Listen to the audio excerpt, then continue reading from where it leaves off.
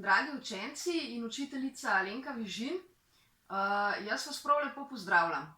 Žal se je naše srečanje v živo izmuznilo, ampak potem sta vaša učiteljica in Nika, ki koordinira festival Bralnice pod Slavnikom, pred kratkim prišli na super idejo, da vam jaz vsaj takole, žal na daleč, iz Ljubljane, iz svoje dnevne sobe, kaj preberem.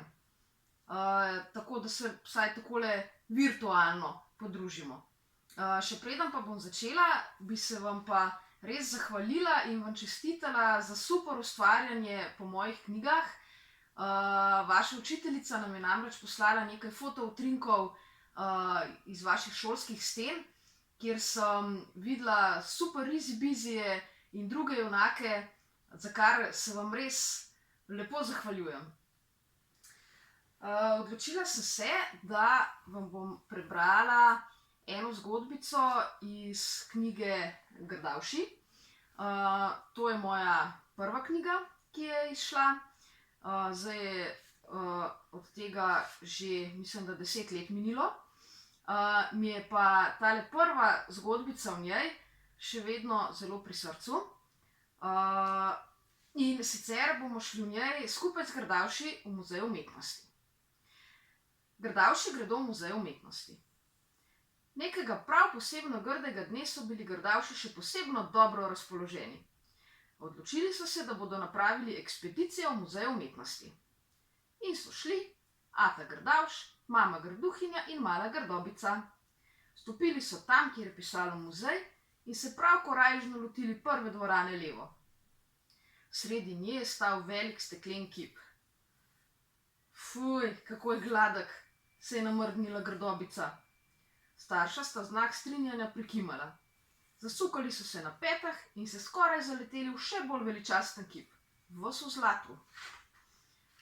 Joj, blešči se mi od vse te neznosne lepote, je zatarnala mama Grduhinja.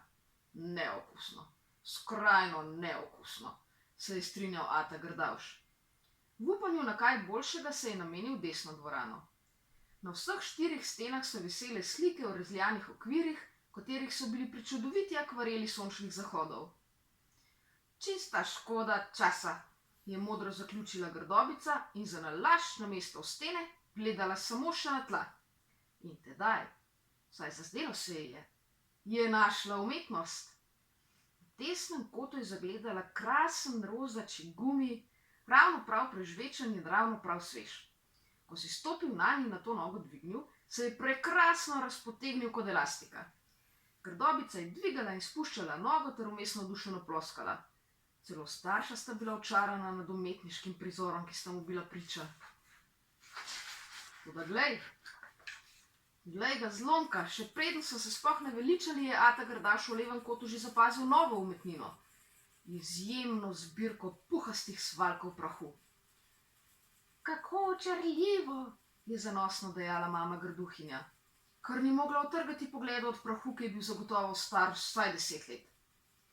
V tistem se je z drugega konca dvorane že oglasil občudujoč. Wow! Grdobica je nepremično zrla v mrtvega ščurka.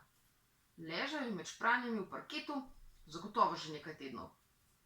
Zaprmej, če to ni prvovrsten zbirateljski primerek, je ocenil ata Grdavš, ki je kukal čez hčerino glavo. Ta pa ima oko za umetnost, je rekel zelo na glas, da bi ga slišala cela dvorana, in ponosno potrepljal Grdobico po glavi. Res je, se je strinjala mama Grduhinja. Umetnost imajo torej spravljeno na tleh, in to kakšno, je zadovoljno plosknila in se napotila nazaj v levo dvorano, v kateri so prvič čisto narobe iskali. Nato so natančno preučili tla vseh 3 nadstropjih in vseh 6 dvoranah. Ko so Grdavši čez nekaj ur zapustili muzej, so bili več kot zadovoljni s tem, kar so našli. Ekspedicija uspela, je rekel ata Grdavš. Živela umetnost, je rekla mama Grduhinja. Poglej, kaj imam, je rekla mala Grdobica in kazala nogo, s katere je viselo malo roza umetnosti za domov. Tako, to so bili Grdavši. Zdaj pa bi vam prebrala še eno. Ta pa ne obstaja v knjigi, je pa izšla pred nekaj časa v reviji Ciciban. Naslov ima Slon Filip in kihanje. Takole vam bom pokazala. Slon Filip izgleda takole. Malo nenavadno je za slone, da so modre barve, ampak Filip je pač takšen in zelo rad biciklira, kar je seveda tudi malce nenavadno za slone. Pa poglejmo, kaj se mu zgodi. Slon Filip je moder, ušesa pa ima na notranji strani pikčasta. Za nameček se naokoli prevaža z biciklom. Bilo je v petek, ko je Filip začel kihati. Začelo se je z enim apčih in se nadaljevalo s 3. Do večera je iz njegove hiše že tako apčihalo, da je stresalo sosede na levi in na desni. Ris Albert, zdravnik, je najprej mislil, da se je slon prehladil na biciklu, ampak na koncu pregleda se je izkazalo, da ima seneni nahod. Alergija na hrastov pelod, je pojasnil Albert. A obstaja kakšno zdravilo proti kihanju? Žal ne. Kihanja bo konec, ko bo hrast nehal cveteti. Kaj pa bicikl? A se lahko vozim z njim? Je vprašal Filip. Seveda, ampak bolje, da ne mimo hrastov, je svetoval zdravnik.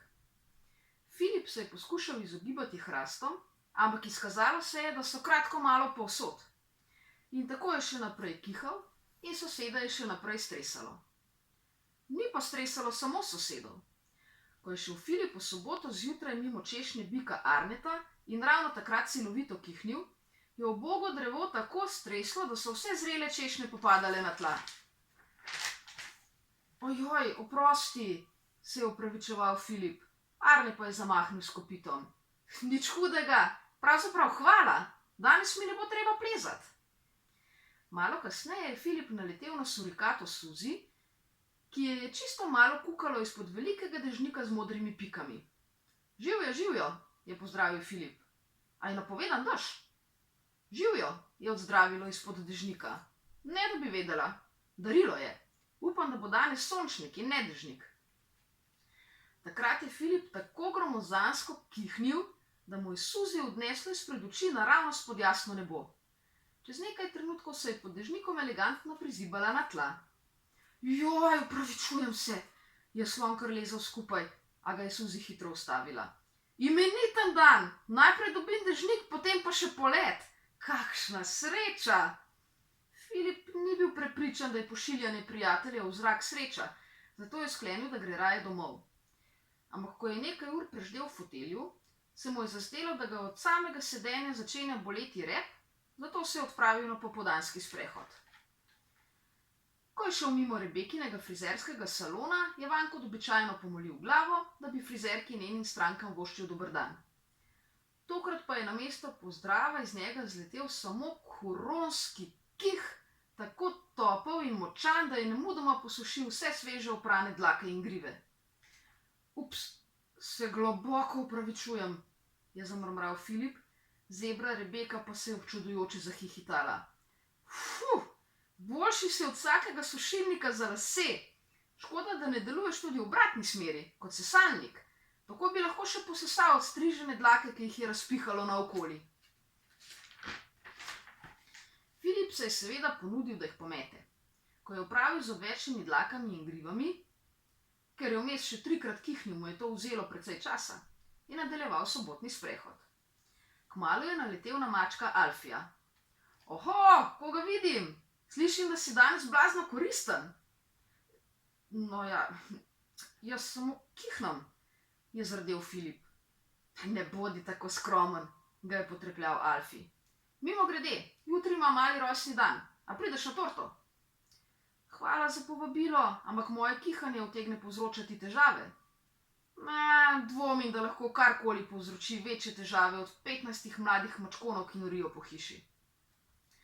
Razen tega, da je skromnim kihcem enkrat po nesreči pogasil svečke na torti, Filip na mačjem rojstnem dnevu res ni povzročal težav. Prav nasprotno, izkazal se je kot mojstrski napihovalec balonov. Najprej jih je nekaj sicer počilo, ko pa so mu z darilno pentljo na rahlo prevezali rilec, da kihci ne bi bili premočni, je šlo kot za šalo.